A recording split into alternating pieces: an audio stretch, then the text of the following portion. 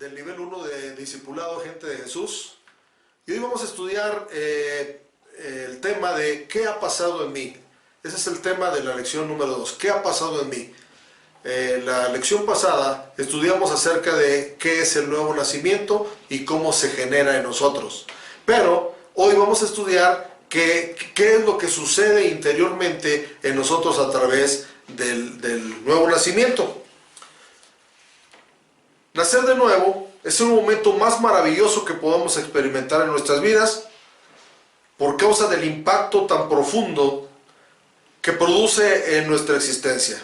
Recuerden que cuando le pedimos a Jesucristo que entre en nuestro corazón mediante la oración personal, todo el vacío de nuestra vida es llenado por su presencia.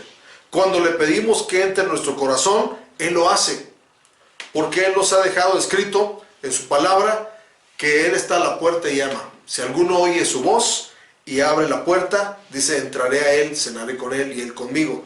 Apocalipsis 3:20 nos dice esto. Entonces, si ustedes le abrieron la puerta a Jesús, Él entró. Y al entrar, trajo para nosotros muchas cosas nuevas. Muchas cosas que nosotros no teníamos. Entonces, ¿qué ha pasado en mí? Se preguntará usted. Lo primero que ha pasado es que Dios ha perdonado nuestros pecados. Vamos a mirar la palabra de Dios en el libro de los Hechos, capítulo 10, verso 43. Hechos 10:43 dice así, de esta manera. De este dan testimonio todos los profetas, que todos los que en él creyeren recibirán perdón de pecados por su nombre. Es bien importante que usted esté bien seguro que sus pecados fueron perdonados. Cuando usted nació de nuevo, sus pecados fueron perdonados, porque también estudiamos en la clase pasada que si alguno está en Cristo, nueva criatura es y las cosas viejas pasaron. Todos los pecados de la vida pasada son perdonados por nuestro Señor Jesucristo, y eso nosotros lo debemos de aceptar. La segunda cosa que ha pasado es que somos justificados de nuestros pecados. Es decir, no solamente somos perdonados, sino que ya no tenemos que tener ninguna consecuencia de esos pecados, porque ya fuimos justificados, y esa justificación nos trae paz con Dios. Romanos capítulo 5 verso 1 dice así: justificados pues por la fe, tenemos paz para con Dios por medio de nuestro Señor Jesucristo. Entonces, cuando nosotros aceptamos a Jesucristo como nuestro Salvador, nacimos de nuevo, fueron perdonados nuestros pecados, pero también fuimos justificados para que ya no tengamos ninguna condenación de la vida pasada, y eso nos trae paz para con Dios por medio de nuestro Señor Jesucristo. Cuando uno no ha nacido de nuevo, no está en paz con Dios, tiene cargo de conciencia, no tiene la confianza de acercarse a Dios, pero cuando usted nació de nuevo, ahora lo que ha pasado interiormente es que Dios le va a llenar de paz. La tercera cosa que ha pasado en nosotros es que tenemos que estar bien seguros que pasamos a ser hijos de Dios. Hijos de Dios. Dijimos que todos nacimos de papá y mamá, de voluntad de hombre, y somos hijos de nuestro papá y nuestra mamá. Pero cuando uno nace de nuevo, dice que es engendrado de parte de Dios. Ahora Dios es nuestro Padre. Y dice San Juan capítulo 1 verso 12, mas a todos los que lo recibieron, a los que creen en su nombre, les dio potestad de ser hechos hijos de Dios. Autoridad. Usted puede decir con toda confianza que es hijo de Dios, porque no todos somos hijos de Dios. Hay una creencia generalizada que dice que todos somos hijos de Dios, y la Biblia dice lo contrario, que hay hijos de Dios y hay hijos del diablo. Todos somos criaturas de Dios porque fuimos creados, pero no todos somos hijos de Dios. Pero al recibir el nuevo nacimiento, usted pasó a ser hijo de Dios. Entonces usted tiene el privilegio de poder decir con toda confianza que es hijo de Dios. Ahora, como punto número 1 de esta lección, quiero compartirles cómo podemos lograr que después de haber nacido de nuevo, empecemos un crecimiento espiritual. Es muy necesario, porque si somos como bebés espirituales, no queremos quedarnos bebés toda la vida. Tenemos que procurar nuestro crecimiento. Y ese crecimiento, ¿verdad? se va dando en la vida cristiana a medida que pongamos en práctica estos consejos que les voy a compartir. El primer consejo es que necesitamos alimentarnos diariamente con la palabra de Dios. Diariamente necesitamos el alimento, así vamos a necesitar ahora la palabra de Dios. Primera de Pedro capítulo 2 verso 2 dice así: desead como niños recién nacidos la leche espiritual no adulterada, para que por ella crezcáis para salvación. Nosotros tenemos la Biblia. La Biblia es la leche espiritual no adulterada. ¿Y por qué habla de no adulterada?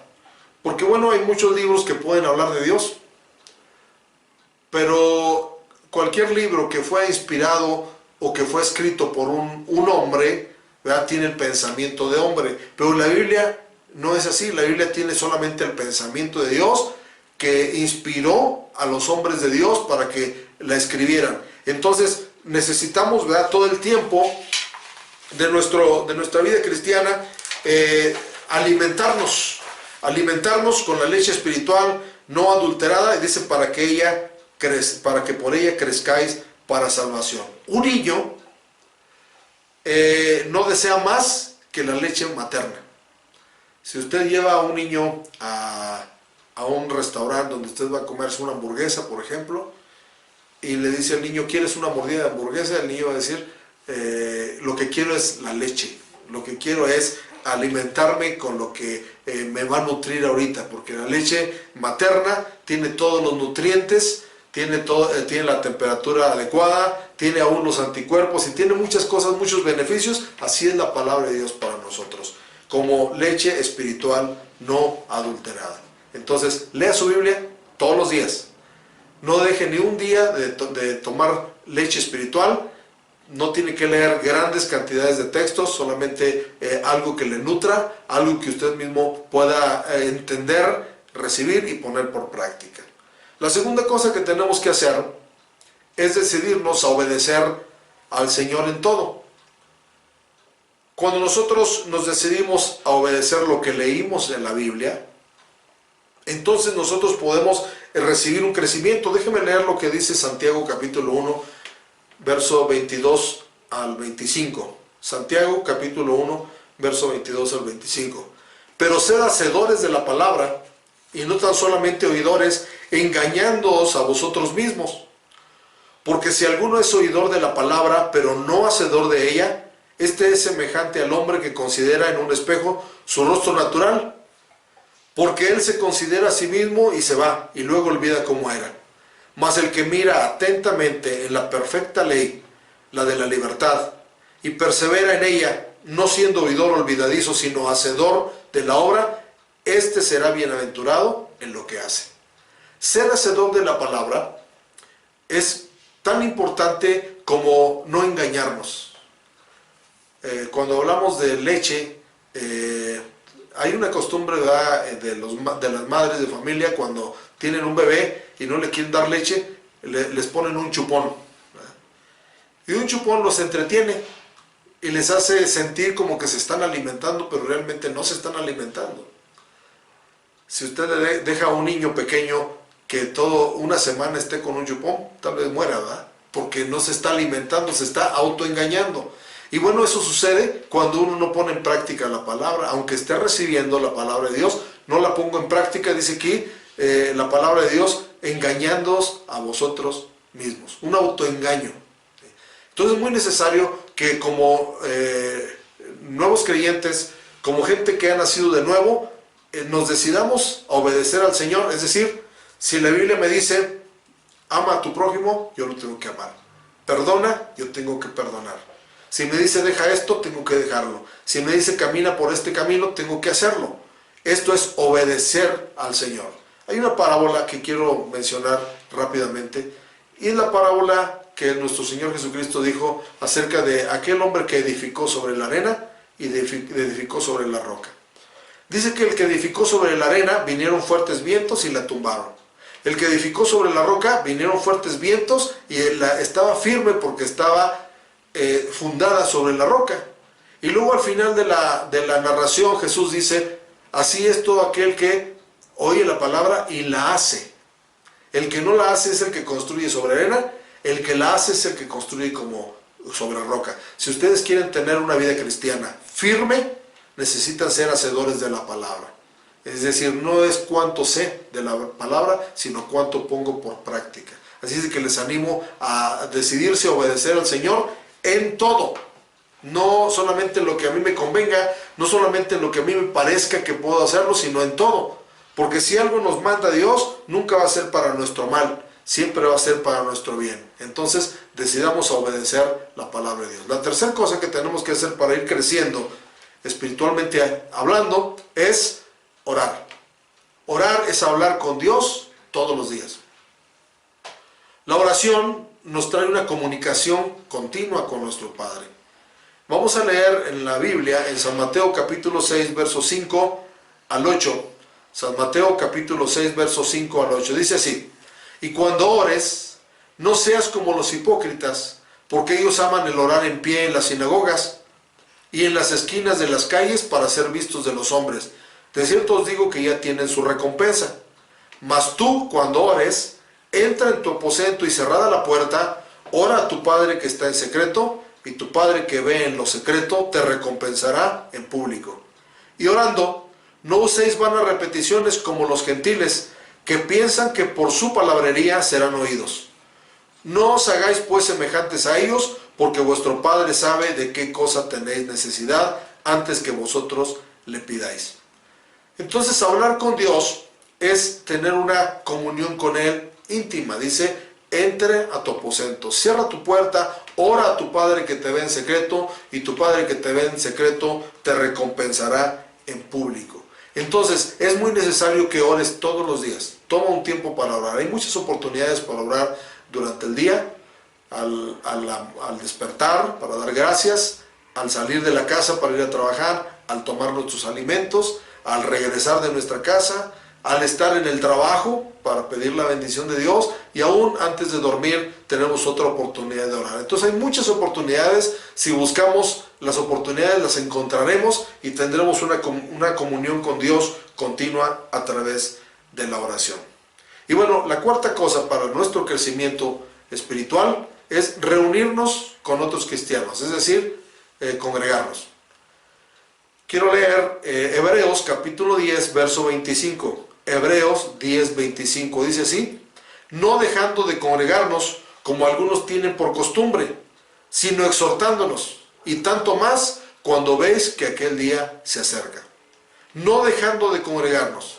Por algo Dios dejó templos. Siempre Dios quiso un punto de encuentro entre Él y su pueblo. En el Antiguo Testamento mandó construir un tabernáculo para encontrarse con su pueblo. Después, en tiempos de Salomón, construyó un templo muy bonito. Ahora, dice la Biblia en el libro de los Hechos, que Dios ya no habita en templos hechos de manos, pero sí, ¿verdad?, construyó templos, ¿verdad?, templos para que nos congreguemos, para que se congregue la iglesia, para que asista. ¿Por qué? Porque al congregarnos, cuando nosotros nos congregamos, tenemos comunión con nuestros hermanos, comunión con Dios, nos reunimos para adorar a Dios, pero aprendemos muchas cosas, ¿verdad? Hay una ilustración que quiero comentarles, y esta ilustración es de cuando colocamos una fogata en una chimenea, por decirlo, mientras los leños estén juntos, producen fuego. Pero cuando tú tomas un leño y lo pones aparte, ¿qué va a pasar con el leño? El leño va a empezar a apagarse, va a empezar a nada más echar humo, ¿verdad?, solamente. Entonces, cuando nosotros nos congregamos, haz de cuenta que nos ponemos en comunión con los demás leños, y entonces el fuego de la nueva vida en Cristo está encendido. Por eso es muy necesario que nos congreguemos. Y al interior de la congregación aprendemos de la palabra de Dios, aprendemos a adorar a Dios, y nuestra vida cristiana no se enfría. Entonces, les invitamos a poner en práctica estas cuatro cosas, que las puedes recapitular. Primeramente, lee la Biblia diariamente, aliméntate con la palabra de Dios. Segundo, decídete a obedecer al Señor en todo. Tercero, ora, haz oración, habla con Dios todos los días. Y cuarto, reúnete constantemente con otros cristianos. Y cuando sucede eso, tu vida espiritual va a ir creciendo. Como conclusión, quiero decirles que cuando uno acepta a Jesús, se produce en nosotros un gozo inexplicable y de inmediato nos sentimos diferentes y comenzamos a ser transformados. Comenzamos a ser transformados y esa transformación, ¿verdad?, empieza a notarse. Este cambio empieza a notarse en nuestra vida. No solamente lo nota uno, lo nota la gente que nos rodea. Y hay muchas personas que tal vez no van a comprender el cambio de vida que has tenido, ¿verdad?